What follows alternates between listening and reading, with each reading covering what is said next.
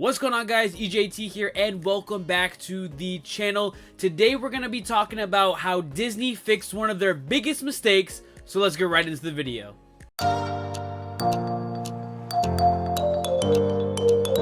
A couple days ago, Disney dropped some major news that starting on April 29th, we will have new forces from the Rebel Alliance as well as the Empire joining Galaxy's Edge, and that will be already Luke Skywalker and R2-D2, Leia Organa, and Han Solo. And from the Empire, we will have Stormtroopers as well as Darth Vader himself.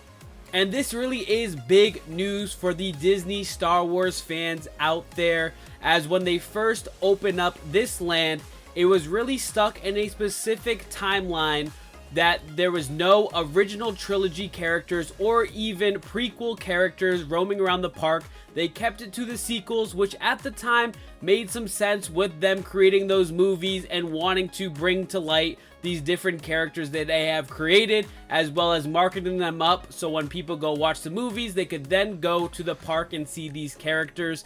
But the big problem was such a big part of the fan base was looking for the original characters that we all grew up and loved. Where was Darth Vader, Luke Skywalker, Leia, Han, all these amazing characters, Darth Maul from the prequels, Jango Fett, Boba Fett, so many cool characters that people were excited to meet and interact with within this new land, but they really pigeonholed themselves to be in this certain timeline where only these characters were available. Now, Disneyland has slowly been retconning this for some time now, with other live action shows from Star Wars being produced and dropped on Disney+. They've had some limited time characters appear in their land, with Ahsoka during her show appeared. There was Sabine Wren, as well as Boba Fett during the Book of Boba Fett. And then most recently they added Luke Skywalker and R2-D2 as well. And now they're going to be getting the original characters from the original trilogy added to the mix as well. But for whatever reason, over on the Florida side of things, they have not adapted to these new rules at all. We still have the sequel trilogy characters with Rey and Kylo Ren roaming around, which they are both amazing to interact with, don't get me wrong.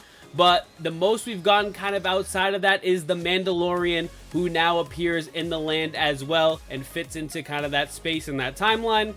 Now, I'm not sure why they haven't brought in over these characters or even those limited time characters over to Disneyland in Orlando. If you have any ideas, definitely drop them in the comment section below. But it's great to see that Disneyland is kind of shying away from pigeonholing themselves just to the sequel trilogy characters and adding a bunch of amazing characters. You know, they spent a lot of money on this IP, on this franchise, due to how successful and popular it was. It was a big failure to not have these characters presented off rip and able to interact with, but they are now retconning that decision, finally fixing a huge mistake they made when they first opened this land, and now having these characters roam around the land is going to make it such a better experience and a lot of fun for guests of all ages to interact with characters they have loved for so long.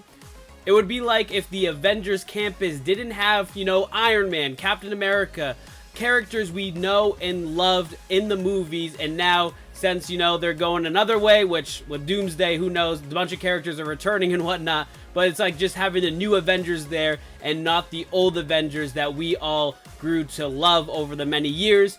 But this is an amazing decision by them. Hopefully they'll continue to add characters into it during different time periods. Could we get, you know, a Darth Maul in there, maybe even Darth Sidious at some point, and really do some cool crossovers. And I still think you could be really creative in not having characters from different timelines interact with one another, but have limited time runs where different characters from different timelines appear and able to interact with one another, as well as guests, will just make it a really fun experience and add to the overall excitement about going to this land. But in the comment section below, guys, let me know your thoughts on this news. Hopefully they'll bring this over to Disney World in Florida. But happy for you guys over at Disneyland to be able to interact with some really cool characters. All of them, they have done a really great job in the casting for them, and they all look great. So really excited for you guys. Hopefully there's some really cool interactions and videos we'll see over time. But as always, if you're new here, please like this video, subscribe to the channel if you're new, and we'll catch you guys on the next video. Peace.